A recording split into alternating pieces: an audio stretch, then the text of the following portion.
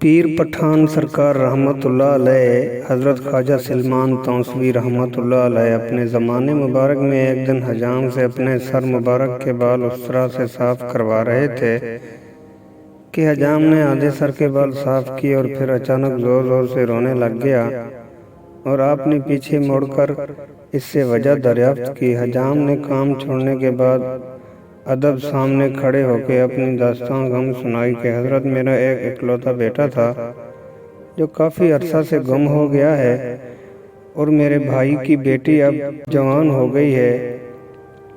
میں نے اپنے بیٹے کی شادی اس سے کرنی تھی۔ آج میرے بھائی نے مجھ سے کہا کہ بھائی آپ کا بیٹا تو کافی عرصے سے لاپتہ ہے کہ واپس آئے یا نہ آئے، مجھے اجازت دو کہ میں اپنی بیٹی کی شادی کہیں اور کر دوں اور اپنا فرض ادا کروں۔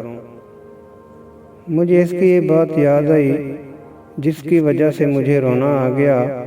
اگر آج میرا بیٹا ہوتا تو میری بھتیجی گھر میں رہتی۔ آج شام کو میں نے اپنے بھائی کو جواب دینا ہے، اس لیے بہت پریشان ہوں۔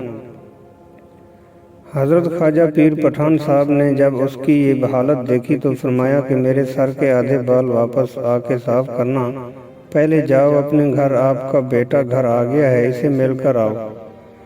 حجام دوڑتا ہوا جب گھر پہنچا تو دیکھ کر حیران ہو گیا کہ بیٹا اپنی ماں سے گلے مل رہا ہے۔ پھر حجام نے اپنے گلے لگا کر پوچھا کہ بیٹا کہاں گیا تھا اور کیسے واپس آیا۔ اس نے اپنی ساری داستان سنائی اور آپ بھی توجہ سے سماعت فرمائیں۔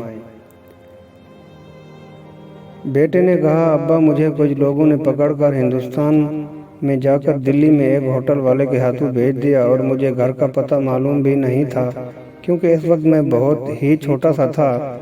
اب میں جبکہ کافی بڑا ہو گیا ہوں اور آج اس ہوٹل پر کام کر رہا تھا کہ ایک بزرگ آیا۔ وہ آدھے سر سے گنجا تھا اور اس کے آدھے سر کے بال تھے۔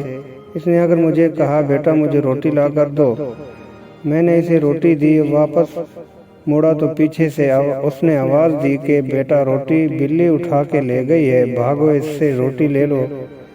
میں بلی کے پیچھے بھاگا تو مجھے بلی تو نہیں مل سکی۔ اب میں حیران ہوں کہ دلی سے اپنے گھر توسے کیسے پہنچ گیا ہوں۔ اب جب حجام اپنے بیٹے کو ساتھ لے ہوئے جب دکان پر پہنچا تو سامنے حضرت خواجہ پیر پٹھان صاحب بیٹھے مسکرا رہے تھے۔ تو اس کے بیٹے نے کہا، ابا جان یہی وہ بزرگ ہیں، یہ ہے اللہ والوں کی شان۔